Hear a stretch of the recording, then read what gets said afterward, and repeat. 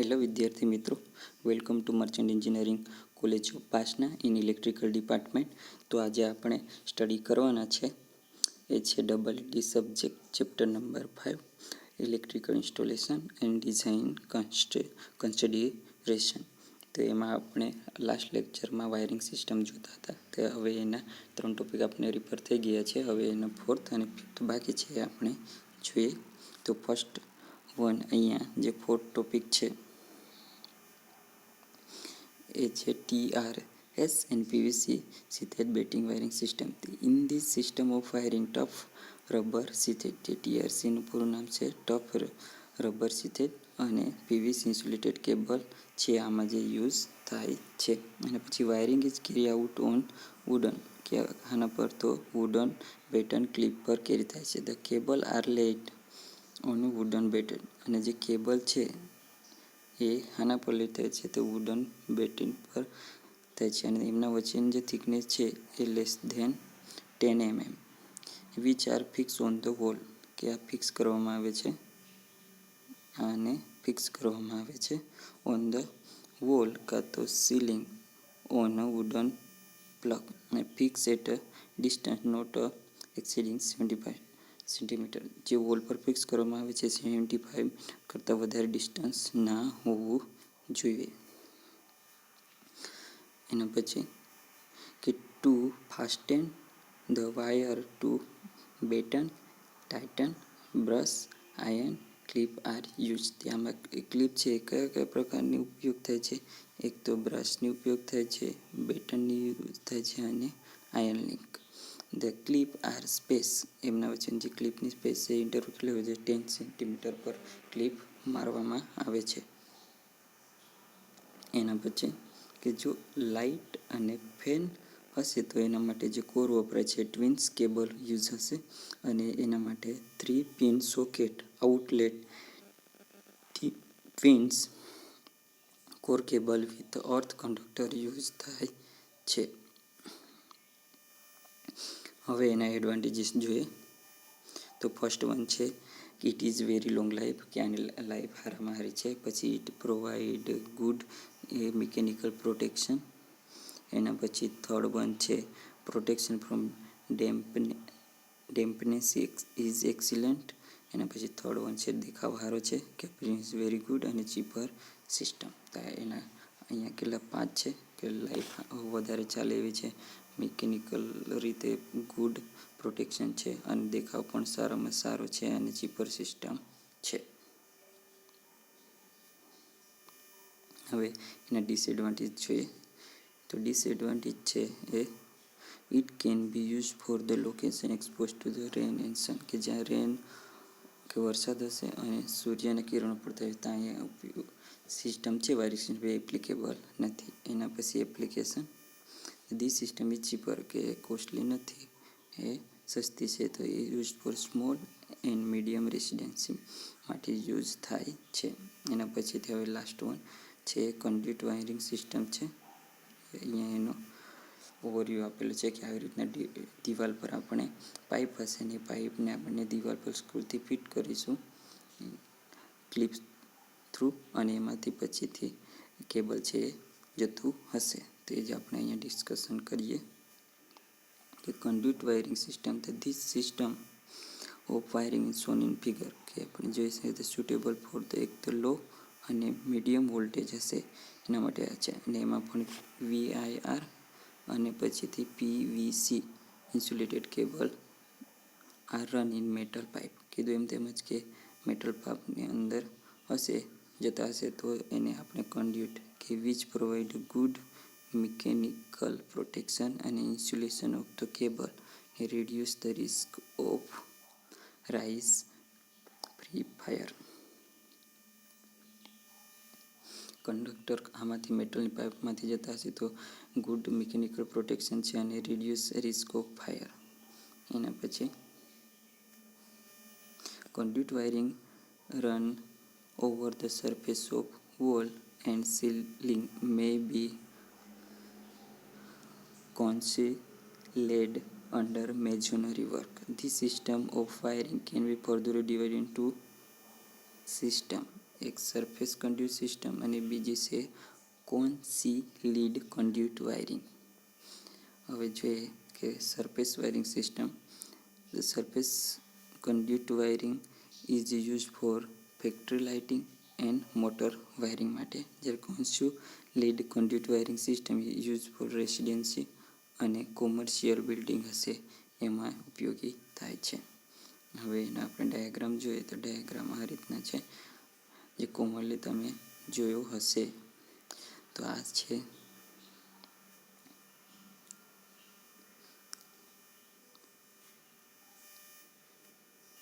એનો ડાયાગ્રામ. તો આ રહી છે દિવાલ, આ છે metal pipe,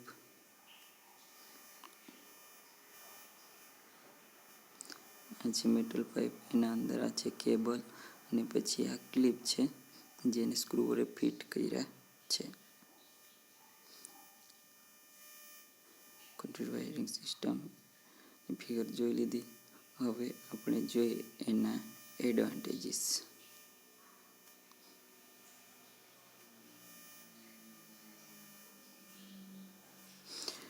Good appearance, provide good mechanical protection of cable and protection against a fire.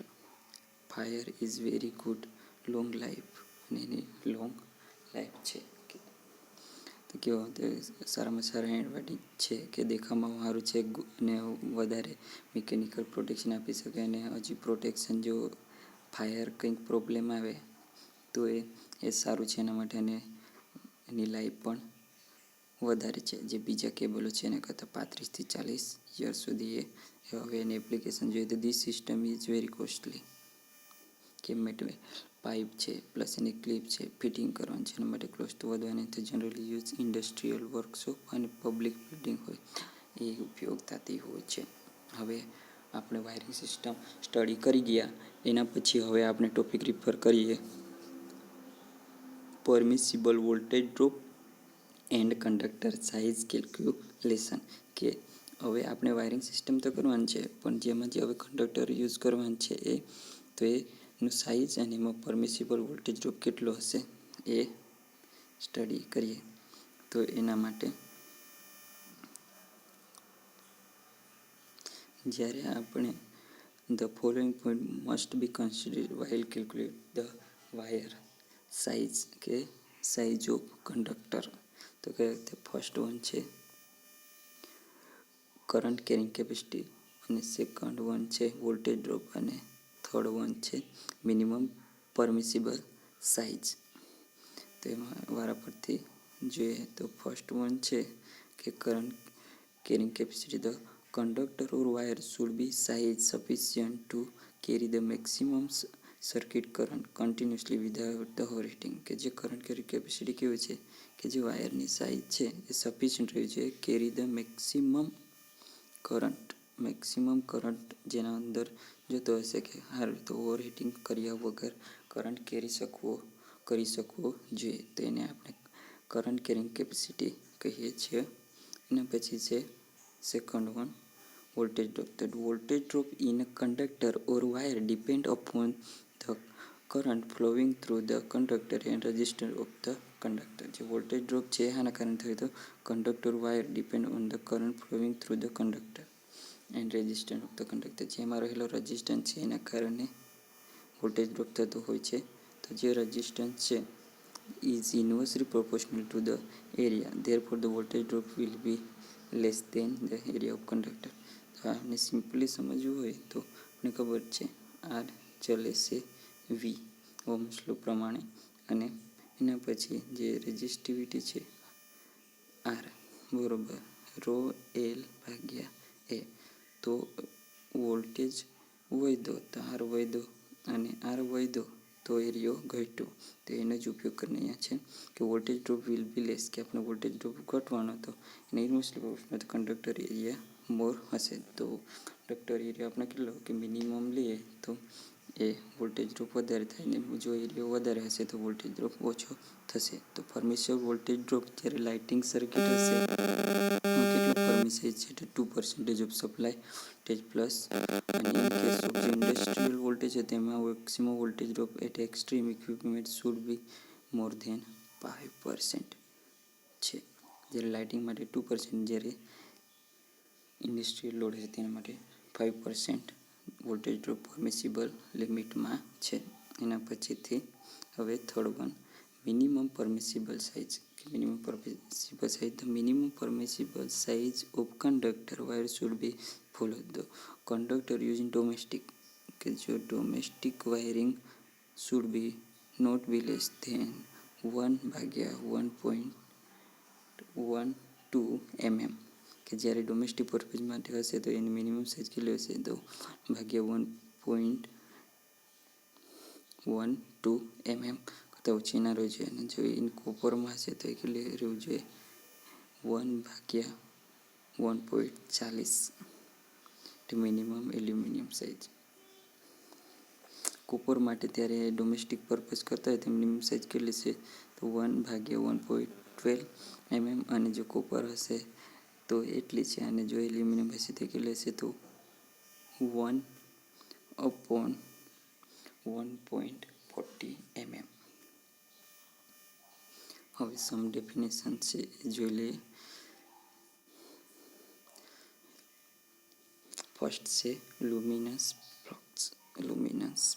Flux. તો એને આપણે F કાં તો 5 વડે દર્શાવશે અને યુનિટ છે lumen. It is defined as the quality of light. એ હું defined as the quality of light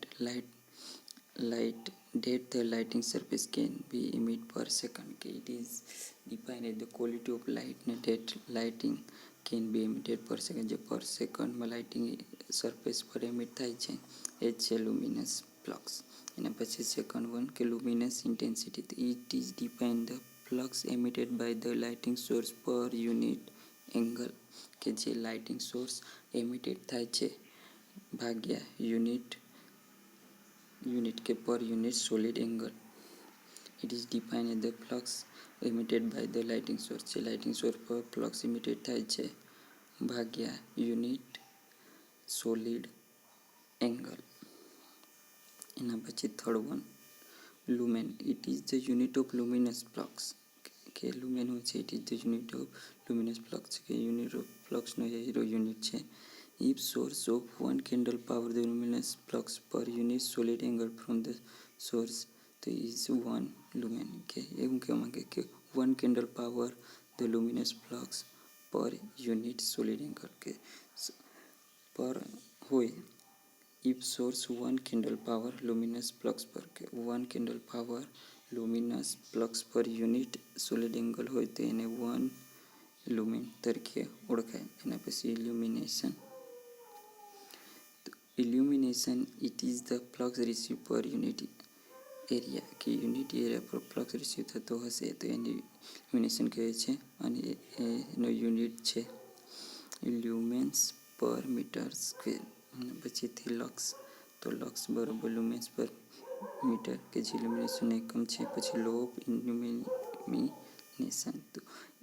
The law of illumination કોને કહે છે? In case of a point source, the illumination of the surface is inversely proportional to the square of the distance surface from the source of light. In case of point source illumination, the surface is inversely proportional to the, કે જે surface છે તે inversely proportional, surface is inversely proportional to the square of distance of the from the source of light.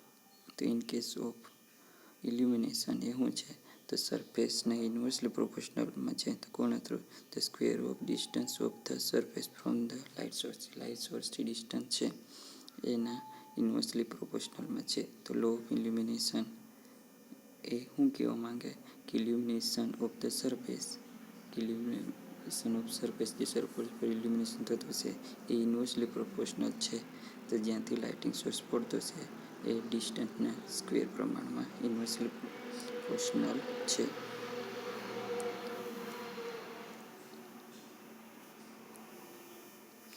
એના પછી હવે important factor designing illumination Smith, કે જ્યારે આપણે ડિઝાઇનિંગ કરતા હશે ઇલ્યુમિનેશન સ્મિચ, કે ત્યારે ઇમ્પોર્ટન્ટ ફેક્ટર આવતા હોય છે. તો એમાં ફર્સ્ટ વન છે space to height ratio, utilisation factor અને ડિસ્પ્રેશન ફેક્ટર. અત્યારે આપણે ભણવાની શું કામ જરૂર પડે કે જ્યારે પછી આપણે એક્ઝામ્પલ કરીશું તેમાં ઇમ્પ્લિમેન્ટ થશે. તો સ્પેસ ટુ હાઇટ રેશિયો કોને કહેવાય? તો horizontal distance of the lamp ભાગ્યા માઉન્ટિંગ હાઇટ ઓફ લેમ્પ. બે લેમ્પ છે એમના વચ્ચેનું હોરિઝોન્ટલ ડિસ્ટન્સ ભાગ્યા જે લેમ્પ મૂકેલો હશે એની હાઇટ, એને આપણે કહેશે સ્પેસ ટુ હાઇટ રેશિયો. એના પછીથી છે યુટિલાઇઝેશન ફેક્ટર, તો ટોટલ લ્યુમિનેન્સ બાય વર્કિંગ પ્લેન, કે જે વર્કિંગ પ્લેન છે એમાં જેટલી યુઝ થાય છે ભાગ્યા total luminance that are direct by the source, કે સોર્સ દ્વારા જેટલો પડતો છે એમાંથી જેટલો આપણે યુઝ કરતા છીએ ઉપર અને જેટલો આપણે ટોટલ આપતા છે તો એ કેટલો હશે 0.25 ટુ 0.5. પછીથી એ કે ડિપેન્ડ આના પર કરે એ જોઈએ. તો height of lamp, area of utilisation, wall paint કે સીલિંગ ફિટિંગ અને સ્મિચ એક કે ઇનડાયરેક્ટ છે એના પર કે યુટિલાઇઝેશન ફેક્ટર કે આપણે કેટલું યુટિલાઇઝ કરતા છે, જે ટોટલ આપણે ઉપયોગ કર્યો એ ઉપર અને એના સિવાય જે આપણે ટોટલ આપતા છે નીચે, અને એનો પર ડિપેન્ડ કરે. તો હાઇટ કેટલી છે લેમ્પથી આપણે જે વર્કિંગ પ્લેન છે એના ઉપર, એનો એરિયો કેટલો છે. પછીથી જે આજુબાજુની દિવાલ છે કલરિંગ છે કે નહીં એ, એના પછી એ ડાયરેક્ટ હતું કે ઇનડાયરેક્ટ છે એના પર ડિપેન્ડ કરે. લાસ્ટ વન ડિપ્રેસિએશન ફેક્ટર, તો formation of dust smoke aligning the elevation level so down the lighting source, કે જ્યારે ડસ્ટ હશે, ડર્ટ હશે અને સ્મોક હશે તો તે જે લાઇટિંગ છે એનું જેની એટલી ક્ષમતા છે એ લાઇટિંગ સોર્સને સ્લો કરી દે, તો એ જ છે કે ડિપ્રિસિએશન ફેક્ટર. તો એ કોને કહેવાય? તો illumination under normal working condition, કે જ્યારે નોર્મલ કન્ડિશન છે ડસ્ટ હશે કોઈ પણ હશે એ કન્ડિશનમાં આપણે લેવાનું. અને પછીથી illumination when everything is clean, એટલે કે જ્યારે ધૂળ ઢાંકળવાળું કે જેવું પડી રહેલું છે એવું ત્યારનું આપણે ઇલ્યુમિનેશન લેવાનું, અને ત્યારબાદ ભાગ્યા એને આપણે સાફ કરી દઈએ એના પછીનો લેવાનો. તો એ કેટલો હશે? નિયર અબાઉટ 0.75 ટુ 0.80% જેટલો હશે. તો વિદ્યાર્થી મિત્રો, આપણે આજે જે બે ટોપિક હતા વાયરિંગના એ રિફર કર્યા, અને એની સિવાય જે ફેક્ટર કે યુટિલાઇઝ વાયરિંગ સિસ્ટમ તો જોઈ લેવું, અને વાયરિંગ કર્યા બાદ જે આપણી લાઇટિંગ આવે તો એ લાઇટિંગના પર્પઝ માટે જે બધા ફેક્ટર હતા એ આપણે સ્ટડી કર્યા. તો વિદ્યાર્થી મિત્રો, તમને સમજાયું હશે. Thank you.